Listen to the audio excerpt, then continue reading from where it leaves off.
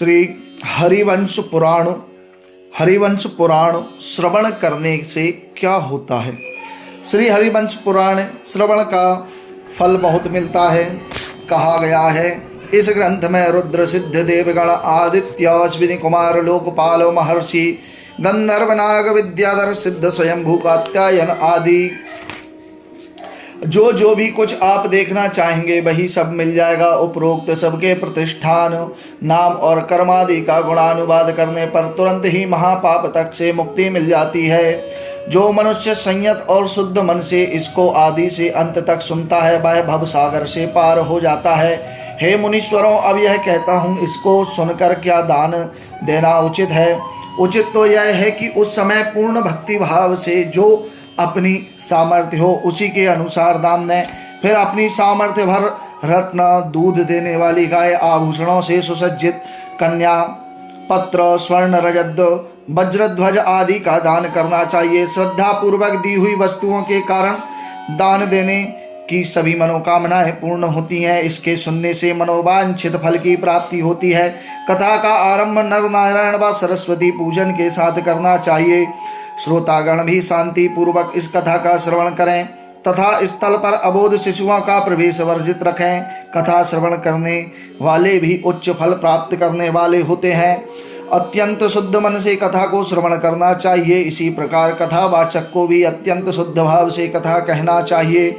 रसिक प्रसंगों पर भी निर्मल भाव से कथा कहें। एक शांत सौम्य स्वर ही कथावाचक की श्रेष्ठता है। इस कथा के श्रवण पाठन पठन से इच्छित मनोकामनाएं पूर्ण हो जाती हैं। इसमें किसी भी प्रकार का संदेह नहीं है। श्री हरिवंश पुराण के एक एक पुराण का अपना महत्व है।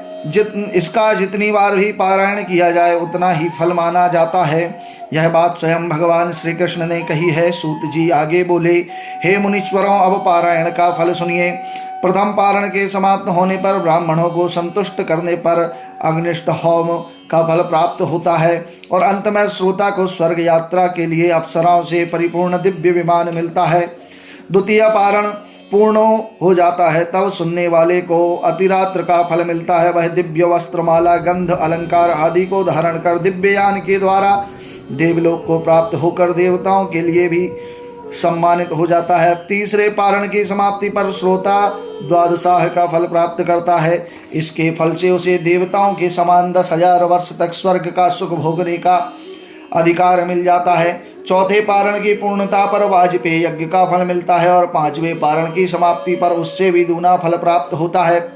इसका पुण्य श्रोता को प्रदीप्त अग्नि और उदय काल के सूर्य के समान लाल वर्ण वाले तेजोमय विमान के द्वारा स्वर्ग की प्राप्ति कराता है, जहाँ वह इंद्र के विशाल प्रसाद में विहार करता हुआ 10,000 वर्ष के सुखोपभोग करता है। पांचवें पारण के पूर्ण होने पर दोगुना, सातवें पारण की समाप्ति पर 3 गुना फल प्राप्त होता है। भगवान का रत्न जड़ित विमान युक्त मृत्यु के उपरांत प्राप्त होता है। 8वें पारण की पूर्ति पर राजसूय यज्ञ का फल मिलता है। 9वें पारण में अश्वमेध का पुण्य प्राप्त होता है। 10वां पारण पूर्ण होने पर किंकणियों से अलंकृत ध्वजा पताका से युक्त रत्नमय वेदी और मणिमय तोरण से सुशोभित गान विद्या युक्त गंधर्वों और अप्सराओं से भरा हुआ स्वर्ण निर्मित यान श्रोता को उपलब्ध होता है।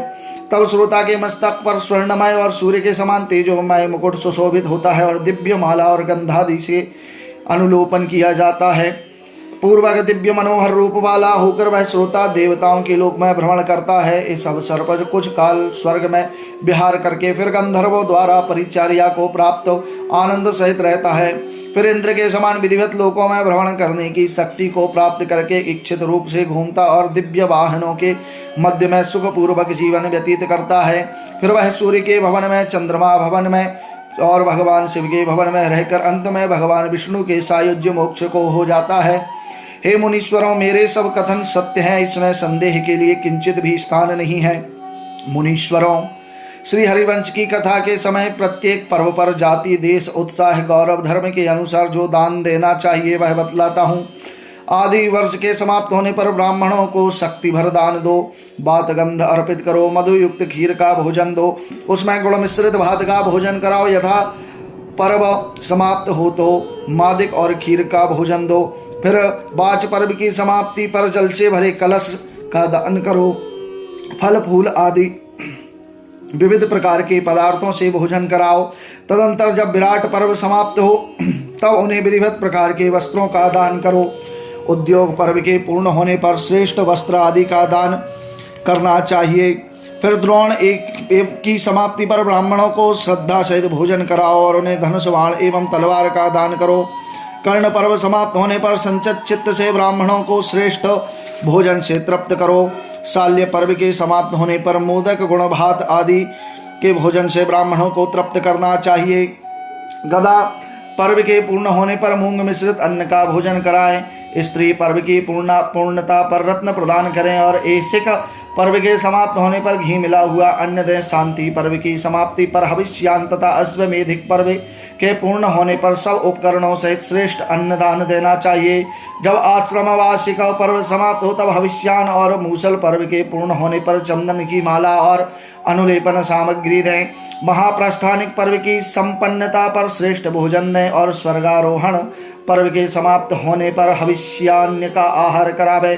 परंतु जब हरिवंश पर्व समाप्त हो तब 1000 ब्राह्मणों को भोजन कराने के साथ कथावाचक को स्वर्ण मुद्रा तथा एक गोदान प्रदान करें। यदि श्रोता के पास अधिक धन न हो तो 500 ब्राह्मण ही जिमा देवें। जो पर्व समाप्त हो उस पर्व पर कथावाचक को स्वर्ण दक्षिणा के सहित एक पुस्तक श्री हरिवंश पुराण की प्रदान करता रहे तथा हरिवंश की समाप्ति पर ब्राह्मणों को खीर का आहार करावे। निर्धन होने पर एक ब्राह्मण का ही सत्कार करें। ब्राह्मणों की संख्या श्रद्धा और धन पर निर्भर करती है।